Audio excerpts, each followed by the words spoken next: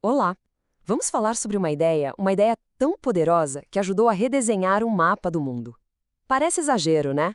Mas a gente vai ver como uma filosofia que nasceu lá na Grécia Antiga, a filosofia da dúvida, não só sobreviveu por séculos, como se tornou uma força completamente inesperada na história. E é aqui que a coisa fica interessante. Tem um paradoxo no centro de tudo isso que a gente precisa desvendar. Pensa comigo.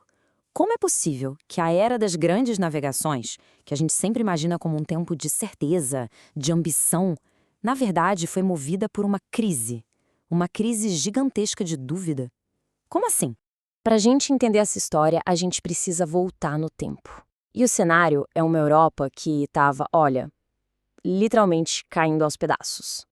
Então, olha só esse quadro entre os séculos XI e XVII. A Europa passou por uma verdadeira tempestade perfeita de incerteza. Sabe aquela estrutura feudal que sustentava tudo? Estava ruindo. A peste negra, nem se fala, né? Dizimou populações, deixou um trauma coletivo absurdo. A própria fé, abalada por guerras religiosas super sangrentas. E como se não bastasse, uma fome generalizada que levou ao colapso total da ordem social. Era um mundo onde tudo aquilo que era certo, de repente, não era mais.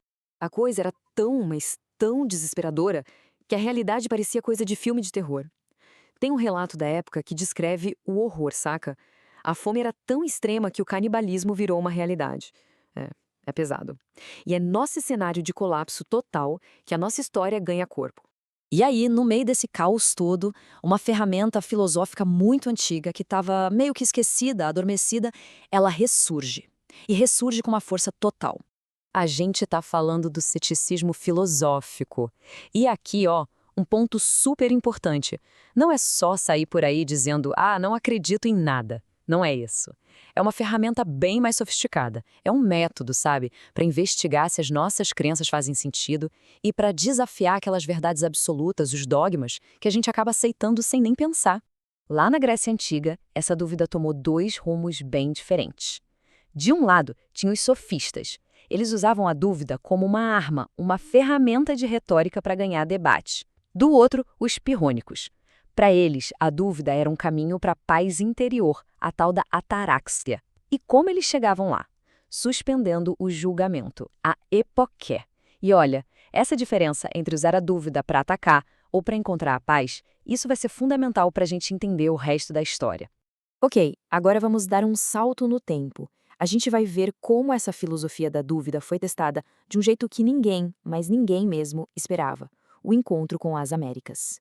A gente poderia pensar que, poxa, encontrar um novo mundo traria novas certezas, né? Acabaria com a crise. Só que não. O efeito foi justamente o contrário. O contato com povos e jeitos de ver o mundo tão diferentes não só não resolveu a crise europeia, como aprofundou essa crise. Foi tipo um terremoto em tudo que eles achavam que sabiam.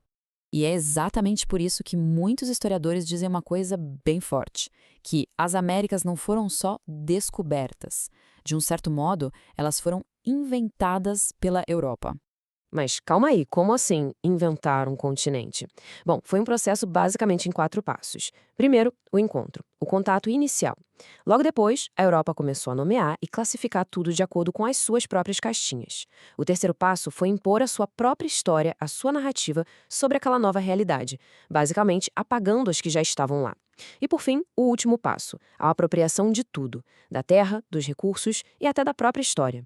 A famosa historinha do ovo de Colombo é uma metáfora perfeita para isso. A ideia de quebrar a pontinha do ovo para ele ficar de pé parece genial, né? Uma quebra com o jeito antigo de pensar, mas, ao mesmo tempo, simboliza essa lógica de apropriação. É um gesto simples, até meio violento, que resolve o problema, mas que ignora as regras e se impõe sobre a realidade. E aí, no meio dessa confusão toda, aparece uma figura fundamental, o filósofo Michel de Montaigne. Ele pegou o ceticismo e usou de um jeito diferente. Não para conquistar, mas para fazer uma crítica, olha, uma crítica demolidora da hipocrisia da Europa. Quando Montaigne descrevia os povos indígenas, a intenção dele não era necessariamente romantizar, sabe? Ele usava a descrição de uma sociedade sem as complicações da Europa, sem contratos, sem rico e pobre, sem traição, como um espelho. Um espelho para fazer os europeus olharem para si mesmos e enxergarem o quão corrupta e artificial a própria cultura deles tinha se tornado. E aí vem a frase mais potente dele. Com uma única sentença, Montaigne usa o ceticismo para destruir o etnocentrismo europeu. Ele basicamente mostra que barbárie é uma palavra relativa. É um jeito de julgar os outros olhando só para o próprio umbigo. E o Montaigne não para por aí, ele vai além. Ele coloca lado a lado a tal barbárie indígena, tipo o canibalismo ritual de inimigos que já estavam mortos, com a barbárie que rolava na Europa. Tortura de gente viva, guerras religiosas super violentas e, como a gente já viu, até o canibalismo por causa da fome. A pergunta que ele deixa no ar é, afinal, quem é o verdadeiro bárbaro nessa história? E é isso que finalmente nos leva à resposta do nosso quebra-cabeça inicial. O ceticismo naquela época acabou sendo uma verdadeira espada de dois gumes. E aqui a gente consegue ver direitinho os dois lados dessa espada. Por um lado, o ceticismo serviu como uma ferramenta de crítica contra os dogmas da Europa, levando a uma reflexão interna. Mas, pelo outro lado, ele foi usado como uma arma de dominação contra o jeito de ver o mundo dos povos indígenas, servindo de justificativa para a conquista. Então, o pulo do gato é esse. A mesmíssima ferramenta de pensamento que permitiu que os europeus duvidassem das suas próprias verdades foi a que eles usaram para invalidar as verdades dos outros. A dúvida que, por um lado, libertou a mente europeia foi a mesma dúvida que, por outro, justificou a dominação e o apagamento de culturas inteiras. Isso tudo joga a gente de volta para o presente. Na nossa própria era, cheia de incertezas, a pergunta continua no ar. Será que algumas das verdades que a gente aceita hoje estão, na verdade, inventando o nosso mundo e não apenas descrevendo como ele é? A história nos mostra que o poder da dúvida é imenso. Ele pode tanto libertar quanto aprisionar. Fica aí a reflexão. Valeu por acompanhar a gente nessa jornada.